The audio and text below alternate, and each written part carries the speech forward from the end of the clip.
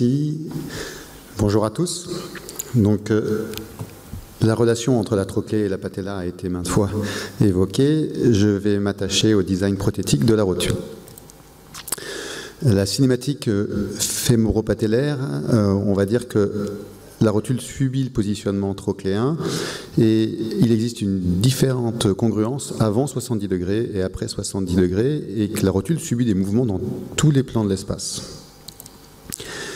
Ce qui différencie avant tout les différents implants rotuliens, c'est la forme de l'implant. Il y a trois catégories principalement, la forme en dôme, la forme anatomique et la forme cylindrique.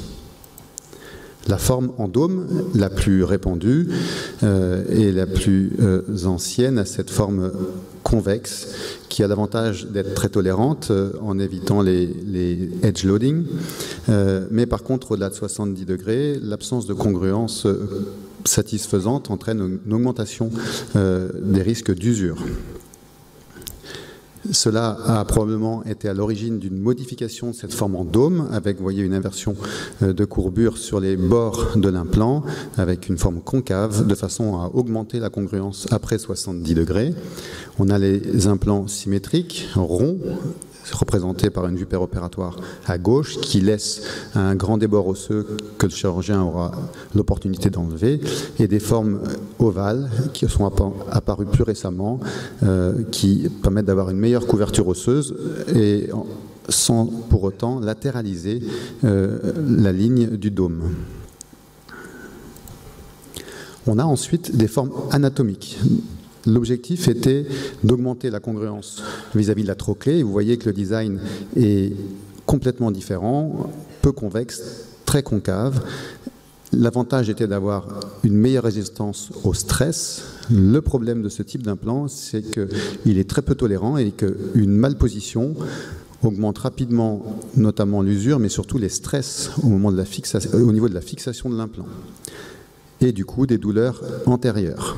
Étant donné les mouvements rotuliens, des metal bacs avec des implants mobiles avaient été créés de façon à s'adapter aux différentes sollicitations, mais ces implants ont maintenant disparu du marché en raison de l'épaisseur du polyéthylène qui était du coup réduite à cause du metal bac, des phénomènes d'usure et même de luxation.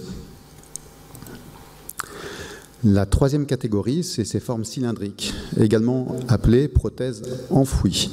Elles ont comme dénominateur commun d'être enfouies dans la rotule de petit diamètre, laissant sur tout le bord une couronne osseuse. On distingue deux formes, les formes en dôme et les formes plus congruentes qui pourraient s'apparenter à un design plutôt anatomique. Elles ont la particularité, en dehors de la forme biconvexe en haut à gauche, d'avoir des plots de plus gros diamètre, étant donné qu'il n'y a qu'un seul plot et aussi un peu plus long. Ce qui différencie aussi les implants, c'est bien sûr la nature du polyéthylène.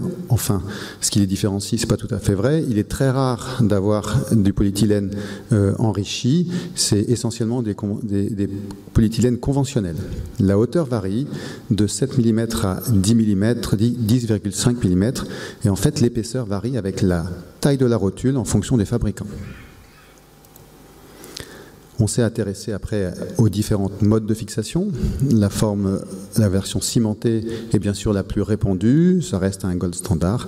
Dans les versions cimentées, il est important de mettre en évidence que les plots maintenant ne sont plus totalement lisses, de façon à avoir une rétentivité lors de la prise du ciment. Et les dessins à la face profonde de l'implant sont également importants en créant des poches de ciment qui augmentent la qualité de la fixation. Il existe des versions sans ciment avec des métals trabéculaires qui sont un peu en vogue avec des fabricants qui mettent à disposition maintenant des formes sans ciment. Les plots, j'ai évoqué les plots lors de la version acimenté. En fait, on voit deux groupes de plots. Il y a un groupe avec des plots qui tournent autour de 5 mm de longueur et de diamètre autour de 6 mm, et un groupe avec des plots uniques, comme je vous le disais, qui sont en général plus gros, plus longs, et pour lesquels des fractures sont rapportées dans la littérature. En conclusion, quand vous choisissez un implant prothétique, souvent on s'attache sur le composant fémoral et le composant tibial. Il ne faut pas oublier d'attacher un peu d'importance au composant patellaire. La forme n'est pas l'unique différence entre ces différents implants. Il faut prêter attention au design des plots, au traitement à la face profonde de la rotule. Bien garder en tête que la hauteur rotulienne est souvent différente et il faut attacher de l'importance quand on parle d'offset antérieur. Et bien aussi regarder les différents polyéthylènes qui vous sont proposés, car les polyéthylènes enrichis sont peut-être aussi parfois un peu cassants. Voilà, je vous remercie.